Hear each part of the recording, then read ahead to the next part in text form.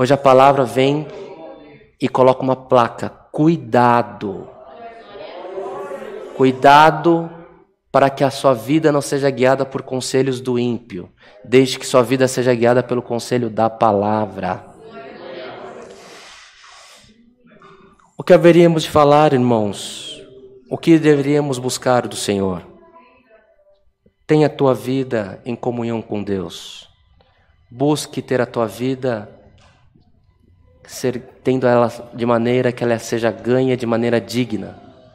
Faça o que está ao teu alcance. Seja íntegro nas suas palavras. Seja íntegro, mas não seja pesado.